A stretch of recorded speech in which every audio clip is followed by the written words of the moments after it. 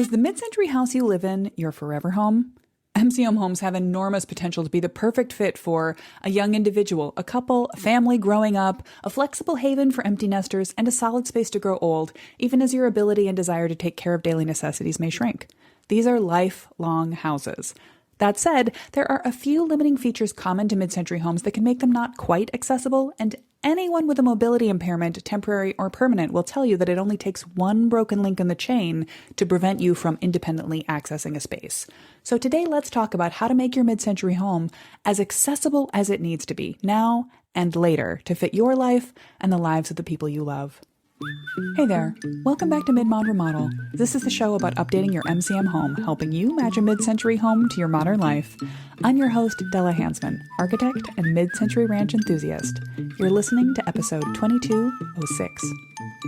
Before I get into that topic, and speaking of future-proofing your life and planning for the future, design takes time, and our design process takes, at its core, our master plan process between our initial kickoff design meeting with our clients and our workshop meeting where we show them all the options in our solutions package takes between 4 and 6 weeks. But before that, there's getting all of the information, the dream, the discover, the distill sections, the pre-design info together before the kickoff meeting. And then once we've shared options with our clients, you'll want to take a little time to think about them before coming back to us to select your favorite pieces of different schemes so that we can put them together to final schematic documents for you.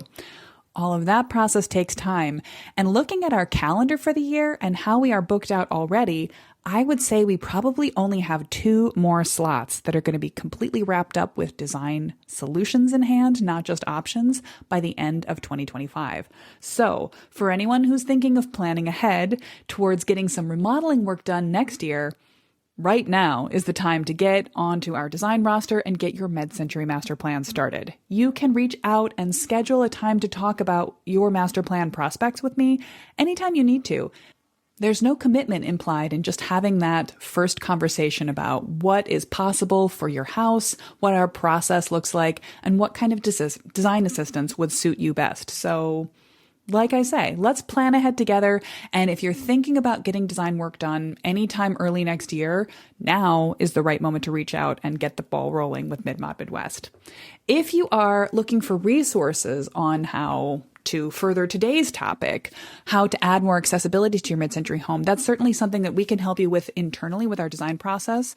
It's also something that we teach about, that I have content about somewhat inside of our Ready to Remodel program, and certainly something that we talk about in our architect office hours call. It's a topic I can focus in with you. But I was just realizing, I wish I could point you towards a handy workshop that I've given on this subject, and I don't really have one. So I don't have a plan to put together a new mid-century design workshop in the near future. I'm pretty busy and booked out, as previously mentioned, but this is an important topic. We have done design workshops on spaces around the house, owner suites. Well, that actually does have a little bit of information about how to plan for accessibility in your bathroom upgrades. On kitchens, somewhat ditto. We haven't done one on basements either. Man, there are a couple missing topics out there. We've done outdoor rooms, porches, patios, decks, curb appeal updates, and how to plan for an addition for a mid-century home. Each of those special topic workshops is available that you can watch in 2 hours or space out and put as much design time into the Q&A sections where I pause and ask people to do their own thinking and design process along the way. Take as long as you need with them. Those all exist. But if you are curious about maybe a planning for accessibility design workshop, I'd love to hear about it. Or if there's another topic design workshop that you're curious about, I'd love to hear about that too. Anyway, I didn't really have that on my agenda for today, but I just thought I would spontaneously mention that I'm always curious about what mid-century house related topics are still a big question mark for you. Sometimes they require a podcast episode. I was realizing recently that we don't have one on how to choose the right siding for a mid-century house. By the way, the first best answer is if you've got your original siding, let's work to maintain it. But if you don't, or you have to change it for some reason, or you're siding around a new addition space, we'll talk about the pros and cons of that in an upcoming episode later this fall. So I do add topics to the roster because people ask about them, and I sometimes put together design workshops for the weekend because people have asked for it. So if you've got a topic on your mind you'd like to hear about, write an email, come contact me on Instagram. Leave a comment on our Spotify or Apple Podcast platforms. We check all of those intermittently, as we have time around our design work. So reach out and let us know what you would like to know about most and what you'd like some design assistance or design teaching on the topic of. Great. All right, let's get into the topic of accessibility in mid-century homes, what they already can do for you and what they might need a little more work in order to do better. I've talked about the strong Venn diagram overlap between easily accessible homes, homes that are easy for people with mobility limitations to live in, and mid-century homes at large many times before. And if you're looking for the bullet point version of this, I have a handy short episode on the subject dating from way back in 2020. Jump to episode 405 if you're looking for something bite-sized. But this topic is endlessly important, always relevant, something that comes up in most of the master plans I create for my clients, whether they have someone in their home or their life right now who has need for accommodations in building environments, or they just want to plan for the future. And frankly, we don't need to plan for that far in the future to find it wise to make accessibility-friendly choices for our houses. Anyone can slip on a banana peel and end up in a walking cast or a wheelchair for a limited amount of time in their unpredictable future. So to take the baseline single-level living, open floor plan, simple layouts of a mid-century house, and then plan to improve upon that flexibility, that openness, that ease of access in any way that we can is just good sense. So let me just quickly refer, if you're not going to jump back and listen to another podcast from another time and another style of mine, what I cover in episode 405 has a little bit for the history nerds out there that I'm not going to get into as much today about the history of accessibility rights and the ADA, the Americans with Disabilities Act. For better reference on that than I can give you, I highly recommend the episode of another podcast, Throughline by NPR, that I cited back then. This is a really good reference for a bit of American history that should use attention, and also just, to understand why the built environment around us is the way it is. I spent a lot of time thinking about accessibility in public buildings in my former job when I worked in Chicago for a firm that both remodeled residences and also, by preference of my former boss, did a lot of designs and conversions of restaurants. He was a big foodie and loved to be in restaurant spaces. So he also worked with restaurateurs. And one of the things we were constantly wrangling with in Chicago was how to safely and legally and comfortably get people up from street sidewalk level, usually just one step even, into a building environment to get into a restaurant space while preserving an airlock so that cold air wouldn't fly in, while making it such that the ramp that might be necessary for someone in a chair wouldn't be a huge slowdown or create chaos in a line in a busy period for people who had different mobility statuses. So that was something I spent so much time working on. In residential architecture, we don't pay too much attention to the regulations involved in the ADA. People can do whatever they want in their houses, but it's still a handy guideline for things like turning radii and handy heights for wheelchairs, grab bar locations for bathrooms, things like that. So it becomes relevant as you choose to pay attention to it. And not to go too far off topic right at the beginning, but as someone who is relatively hale, hearty, and able-bodied, living in a house that was last occupied by an elderly person who put in a lot of aftermarket accommodations for their own accessibility, there are things that I did not find relevant and frankly disliked, like the chairlift in the toilet on an old toilet with a power flush that sounded like a jet taking off. That was one of the first changes I made in the house, was to replace that toilet. But I did not take out the grab bar in the shower, which was obviously installed after the fact. It's not aesthetically beautiful. It's not particularly integrated into design. If I was designing from scratch, I would do it differently. But I have found that with soap in my eyes, when I turn facing forward to facing backwards in the shower, I put my hand on that grab bar and I feel stable. It's nice. So, there are just some things that don't hurt you to put in or plan for right now, regardless of your need for disability accommodations. Also, in that 2020 episode, I talk about the different categories of accessibility to think about adding to your house in a remodel specifically. When you're making big changes to the house, what should you categorically consider from an accessibility friendly point of view? And that has to do with a way to get into your house. Are you entering, if you're in California, perhaps you might be in the same exact level outside the house and in. In the Midwest, it's traditional because of the way that our basements are designed and the way we think about snow and water shedding to have the main floor of a house, even a mid-century house, anywhere between 6 and 18 inches above grade level or ground level outside. That, when we take the idea of a ramp slope, ideally being no more than 1 inch of rise over 20 inches of run or of horizontal distance, might mean quite a bit of work to get up into the house, but you don't necessarily need a ramp to be accessibility friendly. If you don't have a person who regularly uses a wheelchair coming in and out of your house, you might just want to think about, is there good lighting? Are stairs even and easily visible? Is there a railing or a thing that you could use as a handrail near any steps that you get into the house? So the range of how do you get from outside the house to inside the house, your front door, your door out to the back deck, the door that goes in from the garage, all of these places are places where you might think about adding a little bit of accessibility aids. You can also think about replacing or choosing specific fixtures or setting fixtures at a specific height to accommodate someone who is a different height, who is seated as they use them, or just someone who might need a little bit more bracing or stability around certain fixtures. So particular product choices or placement can be something you'll want to contemplate.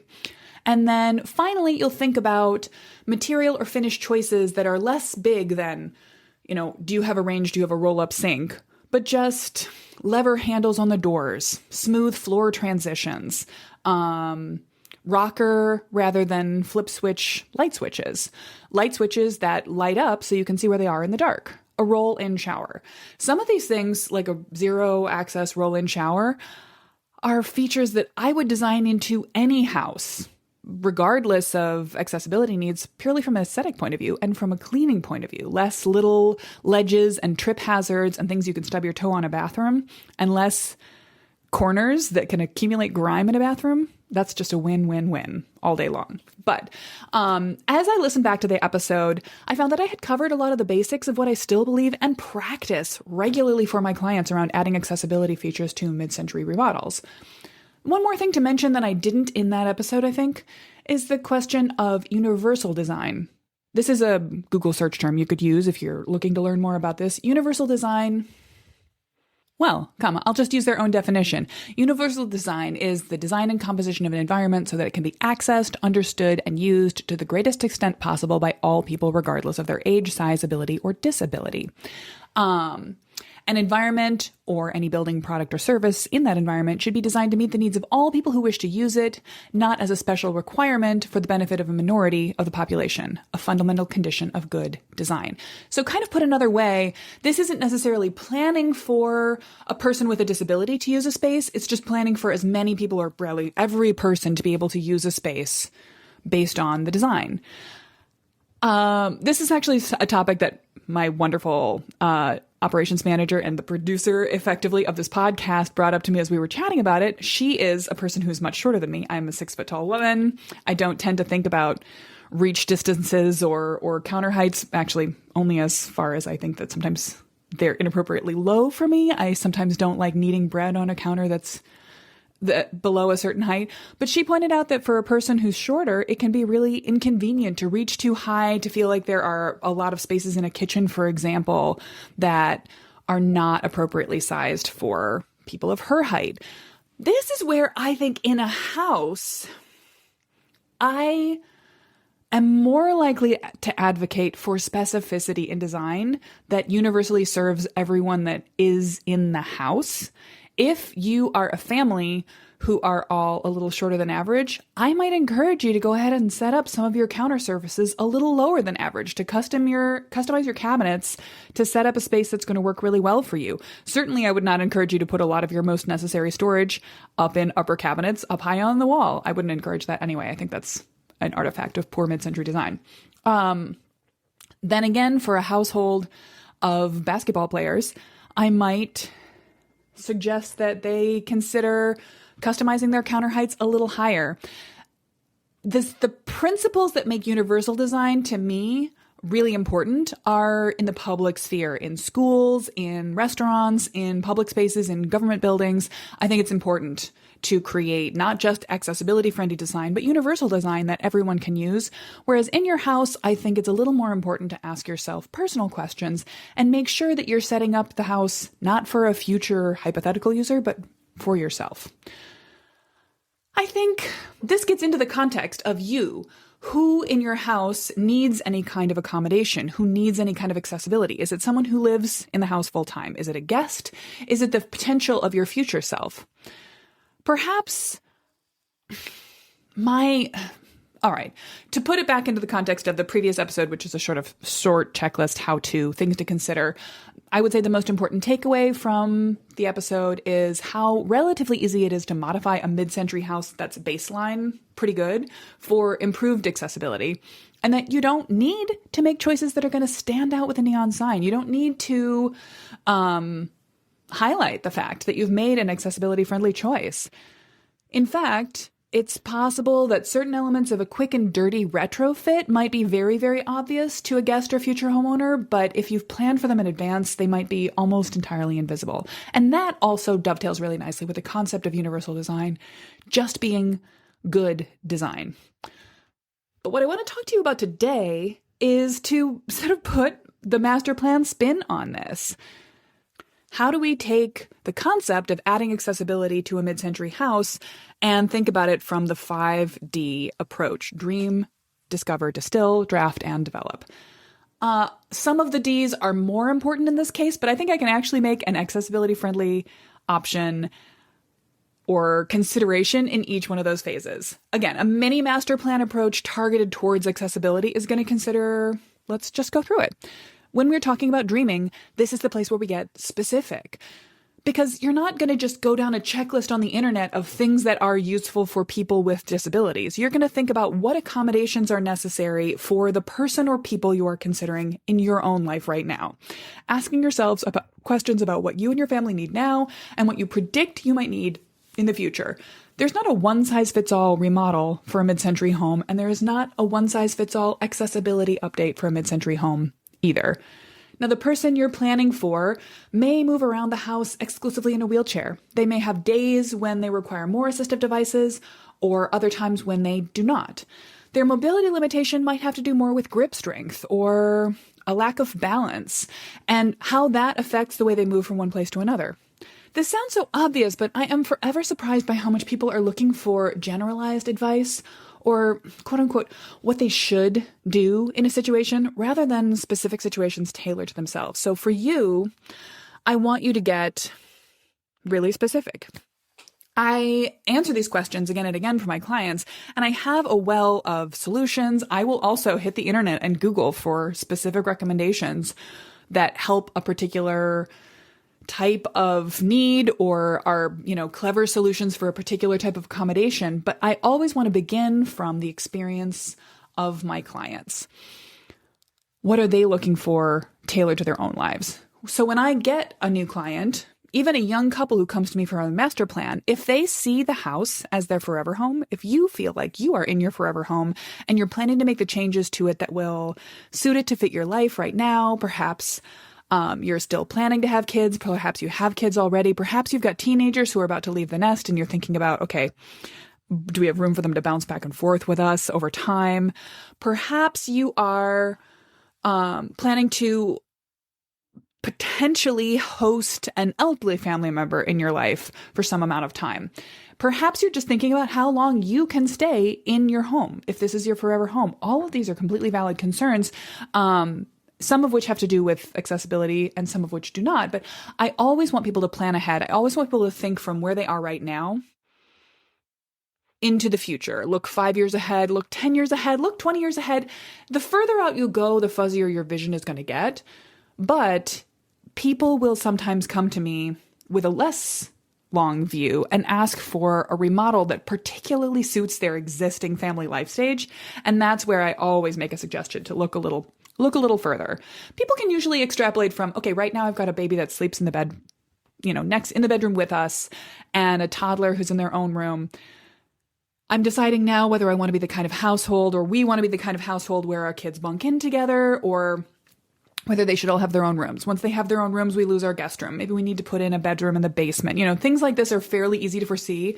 But I also think just the reminder of look one more life stage ahead, then look two more life stages ahead is never a bad idea. So when you're trying to make smart choices for an uncertain future, you will be tipping a little bit more towards the general, towards your own future necessity for accommodation. But that also means that there are certain elements of the accessibility-friendly remodel you tackle right now, and some you just plan for. That you might go ahead and widen hallways or doorways today. You might install blocking so that your bathroom sink could be mounted at a standing height today and set up again without a whole lot of expensive replacement at a wheelchair height in the future. You wouldn't necessarily install a wheelchair-friendly sink in a household where everyone currently stands to wash their face, but if you have concerns that might be necessary in the future, you would ask the blocking to be installed. You'd talk to the people who are putting the work in together to make sure that it can be modified without a complete remodel again in the future. This is also a question of which household members or guests are needing which features. This might get into a long-term question if we're talking about adding accessibility for a homeowner who happens to be the primary cook in the household. Then we need to start right now to create a perfectly tailored accessible kitchen. But for a home intended to support an elderly parent who no longer prepares their own meals, we only need to think about creating space for that individual to join the family to eat and serve themselves from the refrigerator or a sideboard, not, for instance, plan a pathway for them to be getting food from the oven to the counter. Similarly, if the person with accessibility needs in your household is a child or a guest, you might want to put some thought into how much they now or will ever use certain parts of the house, and therefore whether those are in good investments if you're remodeling dollars, if you are, sort of balancing what you can change as you improve accessibility in your home. So I've been going on and on about this, giving you multiple examples and nuance. It's likely that at this step in the mini master plan process, it's actually quite easy and obvious for you to answer.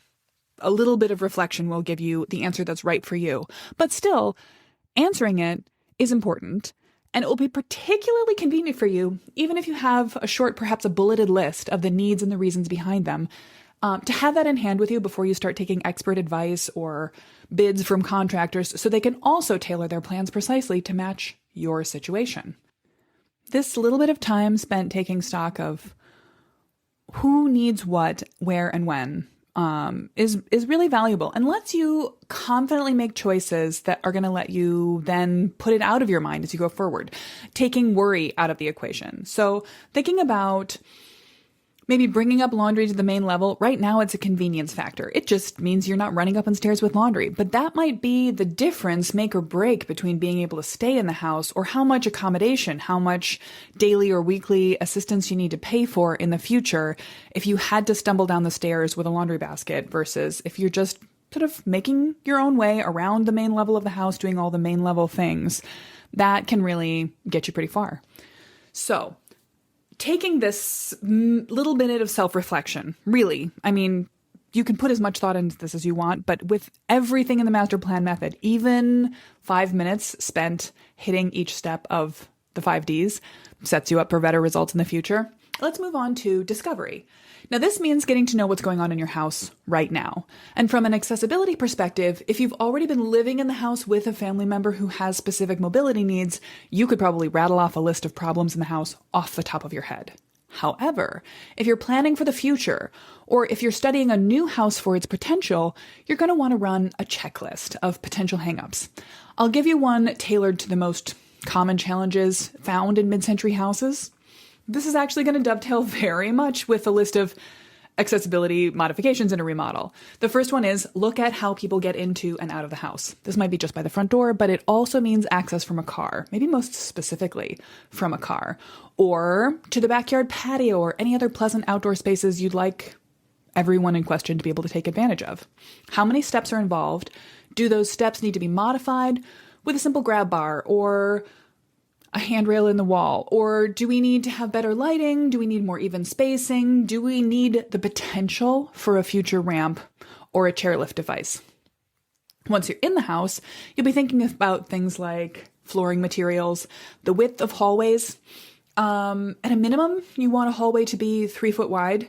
And in any space where you kind of have to go in and back out, you either need two right angle spaces to sort of make a Y turn that gives you 3 feet width in each direction, or the recommendation from the ADA, again, is a 5 foot diameter turning radius, a circle that is open.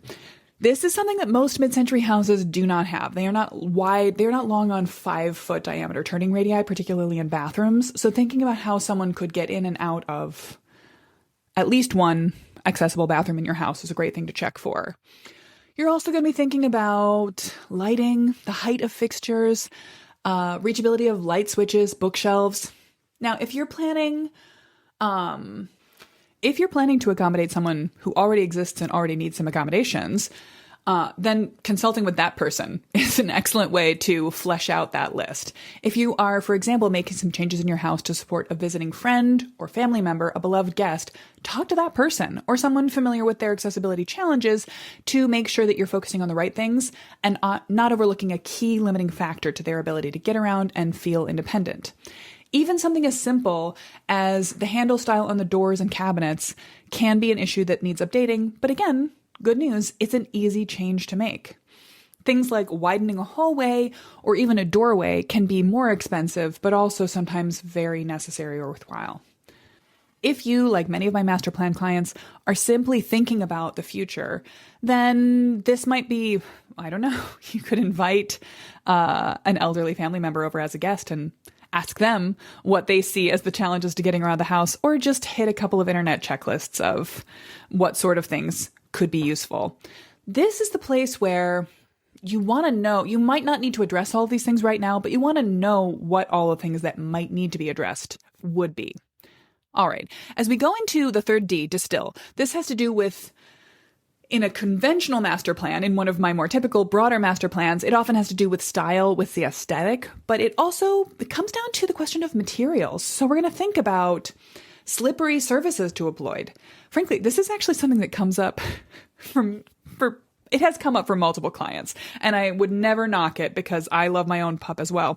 But we think about the accessibility needs of beloved pets. People will tell me that they need to make a change in their house because the flooring surfaces are too slippery, too highly glossed, and their dear elderly dog is having a hard time walking around the house. Great. We can make a change that suits them. This is not an invalid response to trying to tailor your house to suit your life.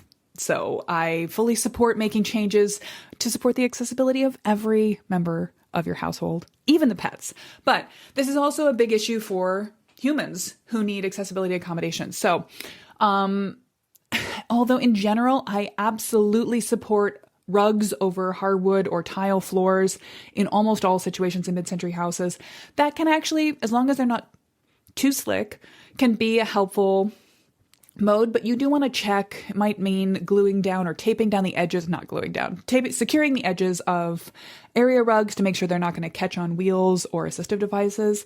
It may also mean that you don't want to have a lot of area rug action in your house if it's going to become a trip hazard. This might be a case where a wall-to-wall carpet solution is easier to navigate in certain cases and certainly slightly more fall-proof. I do think this is one reason why wall-to-wall carpet is common to find in a house that was most recently occupied by an elderly person or a couple. It's also a taste thing. Baby boomers and their what's slightly older than baby boomers at this point, the greatest generation.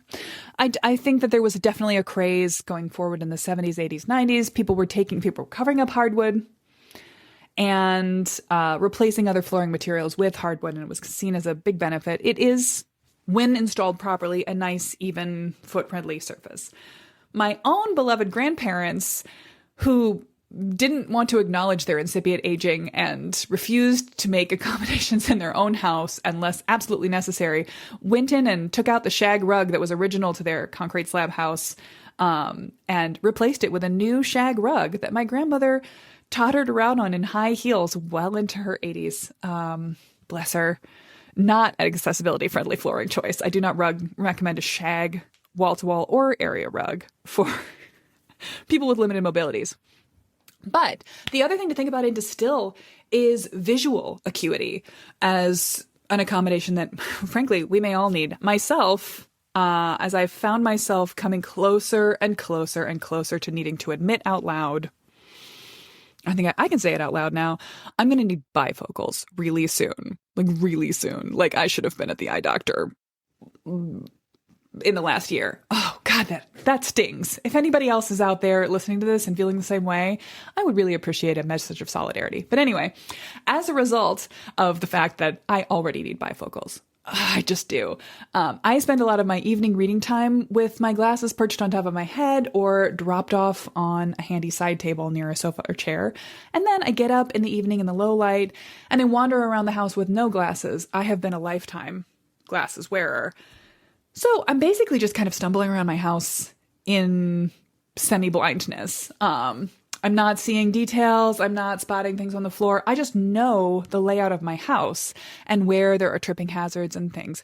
But I have also found that now that again, my vision is not what it was when I was in my teens, my 20s, or even my 30s, I've started to plug in dimmer lights in a number of the rooms that I walk through at night. I also find that, bright lights in the evening are not necessarily conducive to winding down. So I really enjoy a low, warm light in rooms, particularly that I'm not using in the evening, but I'm just going to walk through as I'm putting things away, sort of putting the house to bed.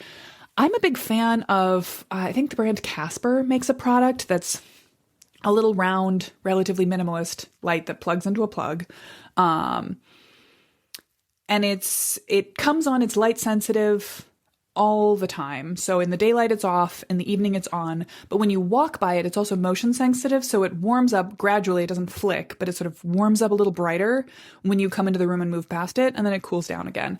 I have one of these in my bathroom because I'm not intensive enough to wire in nice under cabinet lighting for myself to do the same thing. I have one in the living room, in the kitchen. They're just lovely, visual friendly aids that I'm finding are a handy accommodation to my tendency to wander around the house with my glasses lost, sometimes looking for said glasses and sometimes just assuming I'll find them in the morning and I don't need them right now before I go to sleep.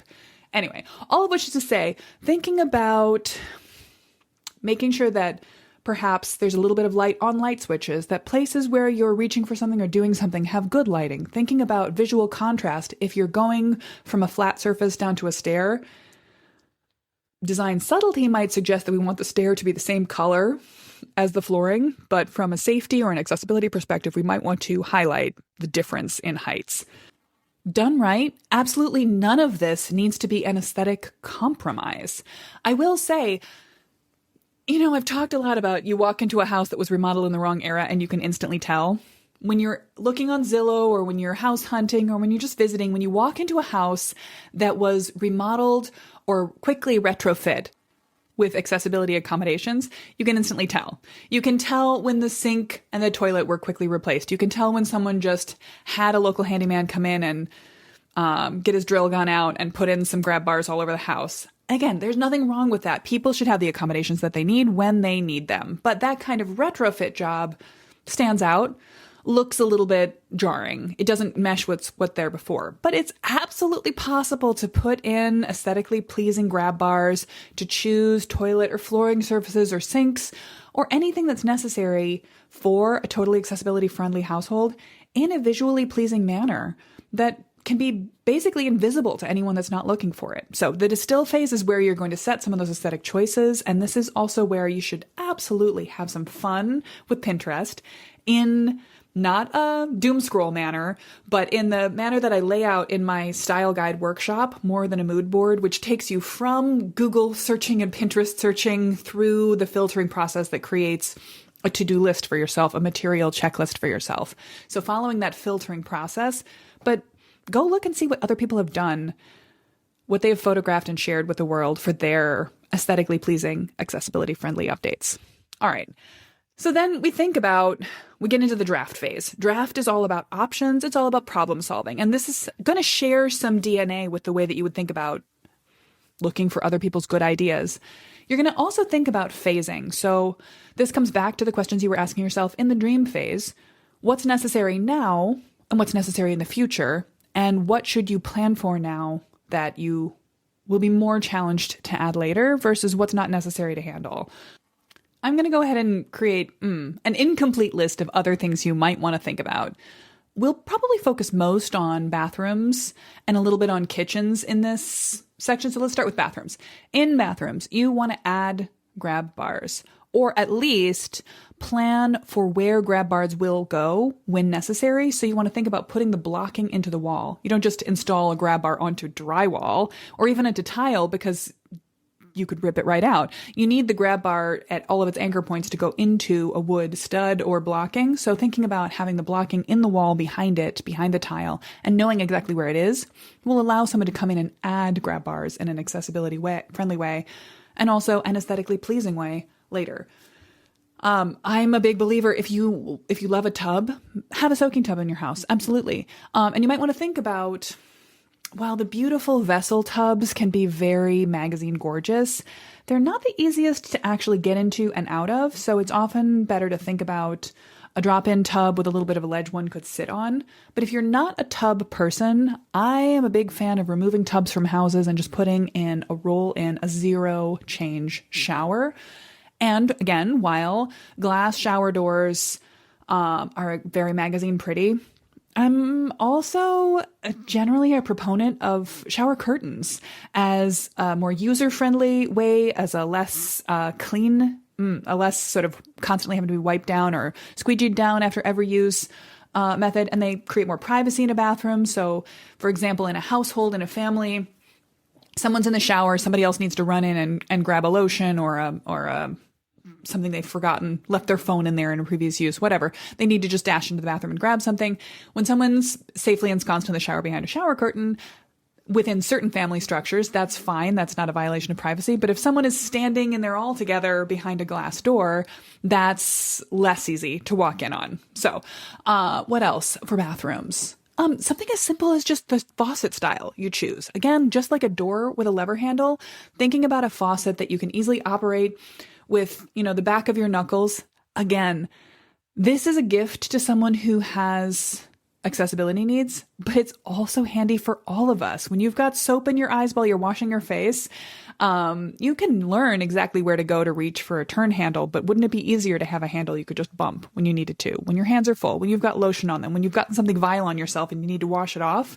An easy to use faucet style is just a good idea. Anything else?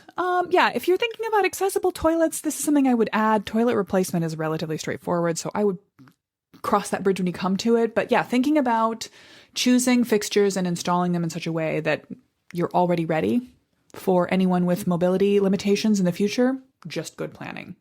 Then we think about the category of entering and exiting the house. So we talked about knobs with handles, lever handles, replacing knobs with lever handles, rather. This, if in case it feels not obvious, when you have a knob, you have to grip it and turn. And, this is hard enough, again, for in your regular life when you're coming in with your hands full of stuff you brought in from the car, with groceries swinging from both fingers. It can be a challenge to open a knob handle. With a lever handle, you can bump it with your elbow. It requires less grip strength and less coordination to use. Another thing to think about, though, is your entry and exit doors. Replacing those doors with, rather than having a key access, a door code can be more accessibility friendly. It can be easier on the eyes. It has a handy consideration for anyone who has a little bit of a tremor in their hands. And for folks thinking about planning for the future, it allows you to temporarily reset the codes and let someone come in and go from the house when they're house sitting for you. But it can also allow an assistive person or people to come in on their own schedule, and just the people that to have that code. So having a coded door rather than a keyed door can be an accessibility or a lifestyle boon. If not on every door in the house, you might want to think about just, for example, putting a code on the garage door and then leaving the interior door unlocked when necessary. This can be also a way to let pet sitters or if you have someone who comes in and helps you with handyman projects or cleaning when you're not there, it's a great way to let someone into the house with moderated control. But other things we're thinking about entering and exiting. Controlling lighting, particularly on the floor. Like I said, I've solved this problem in the most non-remodeling, easy, quick fix way with plug-in motion-sensitive lights. And I'm not associated with Casper at all, but I think their brand is aesthetically pleasing and functional, and I've really liked mine, so highly recommend. But also you could think about installing low lighting permanently. They could be switched, they could be timered along hallways in any place where you want to make sure that you've got easy visual acuity. In the category of much more intense solutions, we have widening hallways or slightly less intense widening doorways. You're likely to already have a 3-foot wide hallway in a mid-century house, and that is fine.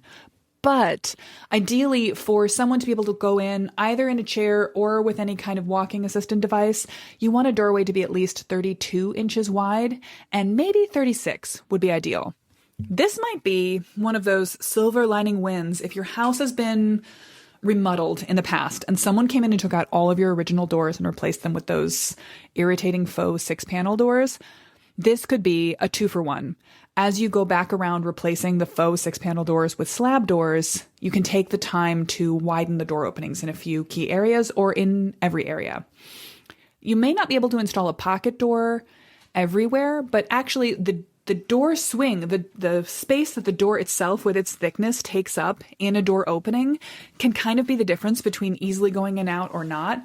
And the door swing into the room can also impede accessibility and flow. So in some cases, you might want to think about having a pocket door that could be closed sometimes for privacy, but left open as needed for easy accessibility. Another quick fix solution might be simply taking the door off its hinges if you need more access to just get in and out through an open doorway for a temporary accessibility situation. Someone who's working through rehab or getting through a healing situation, but right now they just need a more accessible house. You can win sometimes as much as 2 inches out of a door opening by taking the door out of it. Other things to consider in your draft, in your brainstorming phase: lower kitchen counters, smart modifications through the house, things that you can control with your voice, things you can hook up to a smart system through Google or Alexa. As creepy as I sometimes find those, might be necessary for someone who just can't manage them or finds it inconveniently slow to manage them by hand. And then things as simple as just moving the furniture around, making sure there are clean lines of circulation throughout the house, putting slip-proof liners underneath your area rugs. Basic common sense things. Again, I think of planning for a remodel as, yes, how you're going to move the walls, how you're going to expand the space, how you're going to replace fixtures, and also it is remodeling. It is reconceiving your life in your house to think about simple fix it in a weekend solutions. The level 1 solutions of life have value as well, and sometimes will get you pretty far. That sentiment is a perfect way to transition from the draft stage to the develop stage. We are always and forever developing a master plan. We're never really done with development until a house is complete. Is a house complete? Is a forest ever fully grown? I don't know. The philosophical questions to ponder. But as we shift from draft, which is sort of ideating and throwing out options and testing solutions that might work, we get into develop, deciding what solutions will work, paring down our options from many to a few to one, creating a pathway that might have what you're going to do this year versus next year versus 5 years from now versus 20 years from now when you live in your house. Remember, many of my clients are relatively young homeowners and young in their homeowner journey, sometimes first-time home buyers, but so many mid-century homes are occupied by people who live in them literally until they pass away, happily, conveniently, or until they choose to go into a specific assisted living facility. Many of the homes on my block, built in 1952, had some of their original homeowners still living in them until just a few years ago. And in those cases, they've mostly moved on to direct assisted living facilities where they need people to help them do almost all of the things in their daily life. But until that point, they were able to live and take good care of mid-century homes, largely by adding a few aftermarket accommodations, grab bars, step accommodations, ramps, and laundry on the main level, or just having it taken care of by someone else. So all of this is to say, adding accessibility to your home might be something you're tackling because of a specific, clear need that a member of your household or a person that's close to you has, that they are not successfully using your house right now, and you need to make that more viable for them. But it might also just be something that you do as good common sense for the potential of having a friend with an accessibility need who could visit you, or for your own sake so that you are better prepared to face the vagaries of life and eventually to continue to live independently in your house for as long as possible. And it is absolutely possible. It delights me to see people taking over homes that were the beloved center of someone's life into their 70s, their 80s, their 90s. My most recent master plan project I'm about to deliver to the clients next week is updating a house that was most recently occupied by a woman who had been there until she passed away at the age of 100. Being in that house was a delight, a time capsule, and I could easily see that with very little modification to the house, she had suited it to her life down to the ground perfectly. So there is so much potential. There's such a huge crossover. As I said at the top of the episode, the Venn diagram overlap between a mid-century house as opposed to any house from any other era, earlier or later, and a house that is very friendly to a person with some accessibility accommodation needs. It's almost total. So there's really no reason not to make a few more clever choices, well-planned decision here or there that keep or improve the accessibility of your mid-century house so that it's even better suited for your future and anyone else that you care about that's going to share the house with you. So before I wrap up, I want to talk just a little bit more about how baseline accessible, how livable a mid-century house is. Not perhaps every individual mid-century house equally, but just the concept of mid-century homes, of modest-sized ranch houses as a built typology is something that struck me from the very beginning, from the very kickoff of my interest in and awareness of these houses, which I'm slightly ashamed to admit that it only began when I started looking into purchasing a home. And I was looking in Madison, Wisconsin, which happens to be a very mid-century town. I've talked about this before, but the residential population of Madison doubled in size in the 20 years after World War II. So half of our housing stock, by extension, is mid-century era houses. A few of the little 1.5 story peaked cottages, well, actually quite a few of them over on the north side and the east side, and a few on the west side as well, but a lot of single story ranch houses. And then getting into, again, the later mid-century has more split levels and more even 2-story houses done with mid-century features in them. What I noticed as I started to go into these little ranch houses that were in my price range as a first-time home buyer in late 2016, was just how right-sized they felt, how comfortable they felt, how manageable to maintain a place like this can be. And so that was true for me immediately. Thinking about, being a person on my own, and I did have quite a bit of help in my early remodeling days with my dad showing up to be the other pair of hands on the other side of the lifting and sharing tasks back and forth. He was instrumental in a bunch of my early, most enthusiastic and ambitious projects. But most of what I did on this house, I could do alone. I painted the house myself, I didn't get scaffolding. I just put up ladders and a sort of a ladder plank between them, a ladder jack between them. I was able to reach all the parts. I can get onto the roof myself, although I am terrified of heights, and even the height of my 1-story ranch fills me with a great deal of dread. But it also, it's easy to take care of this house. I can keep it clean on my own. I can move around it on my own. And that's just, being not the most enthusiastic householder, busy millennial single woman on my own. But also, when I moved in, now I was able to sort of witness a generational turnover moment on this particular block. But when I moved in, there were still 3 original homeowners in my 1 block length who'd been either in that exact house since it was constructed or since the late 50s, early 60s. In one case, it was a family that had lived on a different house on this very block when it was constructed and then moved across the street to get a slightly different layout and slightly more space for all of their kids about 15 years later. But I watched these and I still see, they're not the original homeowners anymore, but there are some, I'll say spry, some very spry non-youthful homeowners still on my street who are able to take care of their house. Sure, maybe a little slower than I do. Maybe it takes them a little bit longer to do their chores and their yard work, but they're getting out, putting a ladder against the gutters, cleaning them out once a year. They're switching storm windows on and off, which, by the way, salute to still having your storm windows. These houses are just practical for people of a lot of different speeds of movement. They're convenient even for people who are fully able-bodied like myself, who just don't have a lot of time or interest in sort of the housekeeping nature of ranches. And so that was my first aha moment. I had grown up in a bunch of different eras of houses, even in a mid-century house that was a split level from the 70s, and helped my family.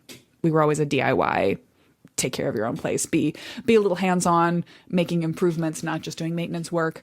But I could see instantly how easy, how simple it was to take care of a single story, relatively modest square footage ranch house. And I was observing my neighbors do the same. But it wasn't actually until I was tagged by our local weekly nonprofit newspaper, the Isthmus, to write up a feature article on mid-century houses in 2019. And I decided to feature some of my favorite mid-century houses in Madison by just writing letters to the addresses of a bunch of my favorite homes and including my name and contact information and asking if they would be willing to be interviewed for the article about what it was like to own what I consider to be one of the more charming mid-century homes in their particular neighborhoods. I got a wonderful range of responses. It was delightful. I got to visit a couple of houses in person and talk to a bunch of people on the phone. It was just a glorious experience. But one thing I noticed was, I think 3 out of the families that contacted me had a household member who had limited mobility as part of their ongoing life experience. And they had chosen as a family, as a household, to move into a mid-century house specifically, not just because they liked the style, although in those 3 cases they all did, but because that was either already set for their family member with accessibility issues or with a little bit of modification, it was open to them. And since then, I have really realized that this is something that comes up with my clients as they come to me. It is common for people to know someone or have someone in their household already who has some level of accessibility need. And even if not, I think it's a certain personality type that appreciates the future proofing, the future accessibility potential of a mid-century house, whether they're thinking about being able to care for an older parent in their own home in the future and how much or little modification will be necessary for the house to make that happen, or whether they're thinking about just being able to stay in place themselves. Part of the reason that I think there's a boom in popularity with mid-century era houses and millennials is that it has taken this long. Not to say that no one has ever sold or moved out of a mid-century house. A bunch of people have. But at the same time, there was, and there still is a bunch of mid-century houses coming onto the market right now as their original or their very, very long-time homeowners are finally choosing or being forced to leave their home because they're not able to do self-care in its entirety. But I don't know, maybe this is a rambling digression, but I just want to emphasize, you're listening to this podcast, you already like mid-century houses. You already appreciate how easy it is to care for your home. But if you're ever just talking about the benefits to someone else, or maybe just a pat yourself on the back, you have chosen a style of house that is possible for someone to stay in. You know, you see so many things we'll see it in the media. You see it in your regular life if you have a friend or an acquaintance or a loved one who lives in a less accessibility friendly house, who is ill or who is aging, you'll often have to see things like a hospital bed set up in a dining room downstairs because the person can no longer go upstairs. In some cases, there's not even, like in your classic early turn of the last century farmhouse, there's often a bathroom not even on every floor, so you're having to do major retrofits to make that work. There's just a bunch of things that make life harder when you've got to be going up and downstairs. And this actually leads me to the last mini topic I wanted to loop into this, which is how many stairs is too many? If you are thinking about preparing a mid-century house for the kind of accessibility needs of someone who is a wheelchair user, that individual is probably going to want as few to no level changes as possible. They might need a ramp to get up into the house. If it's a Midwestern house, as we discussed, those are usually about 18 inches to maybe as little as a foot above grade outside. There might be a way to build up grade or to build a sort of a simple ramping way to get into a deck. But generally, there's going to need to be some sort of way to get a chair up into a house, maybe a lift also. But then inside the house, zero level changes. But the other thing we can think about is that mid-century houses, even for example, a split level, and for those who don't know, a split level is a house that has sort of half level. So it's often a 3 or a 4 split level. And that would mean like you'd enter on one level, you'd go up 5 to 6 steps to get to another level. Then you'd go back up in the other direction, another 5 to 6 steps to go up. I grew up in a house for at least a decade of my late childhood, early teen years through college in a quad split level, which had a sort of den basement on the bottom level. It was built into a hill. So you walked out from there onto a patio. You could go up half a level, and there was my mom's work from home office, a small bathroom, a little hallway, and access both out to the backyard to a different level of patio and to the garage. Or you could go up another half a level to the kitchen, living room, dining room, front door, or up another half a level, I guess, and up another half a level to the main floor of the house. Now, obviously for a chair user, this is not an ideal scenario, but for someone who simply tends to get lightheaded, moves a little more slowly, it is actually much more user-friendly than a straight run of stairs taking you down to a basement or up to bedrooms up on the upper level. And we witnessed that with my grandparents as they would come to visit or stay for the holidays in that house, that even as they got a little shaky, even as they were moving a little more slowly, going up half a level, particularly if you've got a place to take a seat at the top and the bottom of the stairs, still perfectly practical and friendly. And the one other level change thing that's very common in a mid-century house, I would say that you will notice on a fairly recurring basis is some sort of step down, just one or two, to a conversation pit or a sunken living room. Feelings are so mixed on these. I have been asked in a master plan design to create a sunken living room for a house that did not have one, and had actually was the main living room level was built over a crawl space, so actually it was quite viable to do it. We were able to design it quite nicely, and I think it was cool. And I've also been asked multiple times in multiple master plans to design removing a sunken living room, because the story that I hear over and over and over again by everyone who's ever had one is either household members forget where they are and trip and fall into them, or much more commonly, visitors to the household have been known to trip and fall right into, not realize that there's a step there, and fall right into a conversation pit or a sunken living room. So, again, this is the sort of thing where if you are thinking about future accessibility requirements in your life, I wouldn't necessarily recommend you go out and buy a house that already has a conversation pit or a sunken living room in it.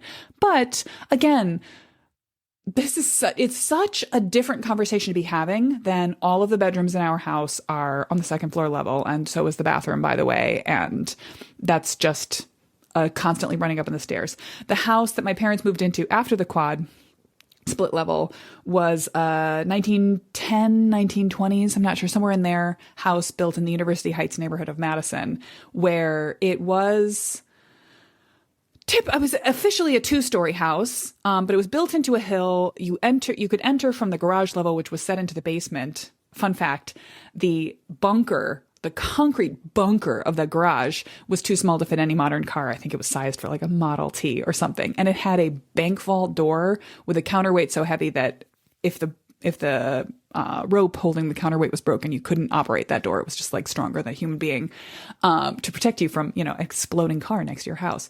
My mom's office was down in the basement, and my sister's bedroom was by her teenage Fiat up in the attic. So it was, if you needed to run from one space to the other, it was an athletic feat. And even just the prospect of taking yourself up to bed at night, kind of an endeavor, a little bit of a, oh man, I've got to summon the energy to do this, as opposed to the calm meander that I, as a slightly ADHD individual, have as I'm sort of wandering around the house, putting myself to bed at night, putting things away, starting the coffee for tomorrow, getting breakfast prepped, tidying up laundry, checking on the dog, turning lights on and off. It's just so smooth and pleasant. So this has been a nice little ramble about the inherent user friendliness, everyone friendliness, universal design nature, and the specific possibilities for specific accessibility needs to be met in a mid-century house. All right, that's all I've got to say about it. I would love to hear your story of how your house has adapted with you, how you have planned for the future. Any hints that you have in your current relationship with your house and what you foresee as a challenge that needs to be addressed.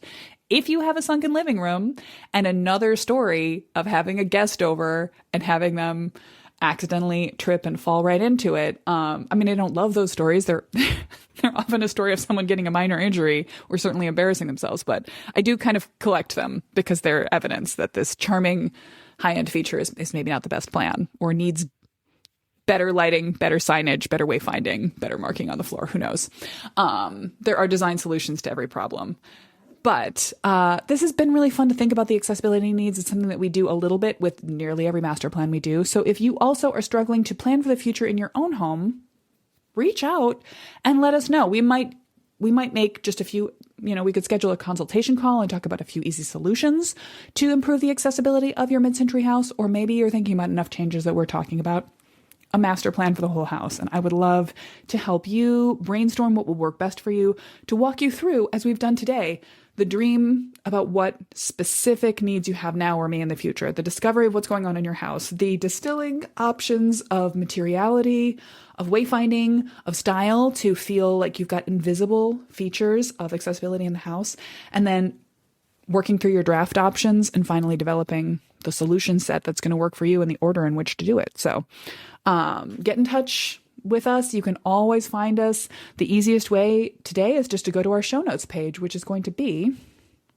on the website at midmod-midwest.com/2206 for that's this episode 2206.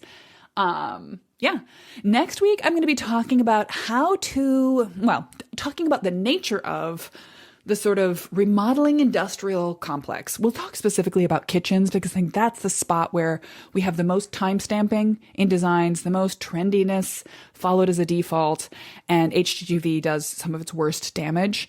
So much of this is just mindless repetition of common solutions and completely unnecessary. So I mean this to be a bit of a rant episode next week, but also an optimistic assessment of how it's not necessary to fall into the trap of making the same changes that everyone is making to put a time limited remodel into your house, and how with a little bit of insight and a little bit of foresight, you can actually have a timeless and a tailored remodel for your house and avoid the kitchen industrial complex trap.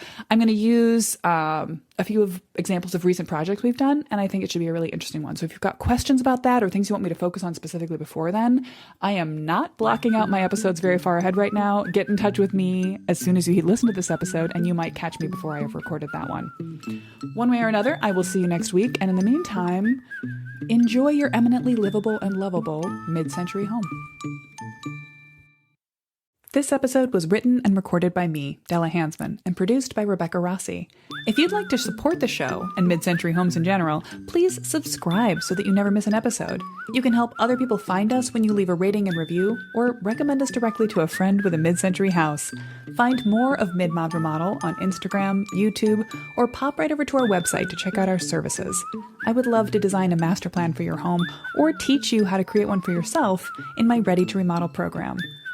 Thanks so much for listening to Mid-Mod Remodel. I love that you love your mid-century house. I love it too.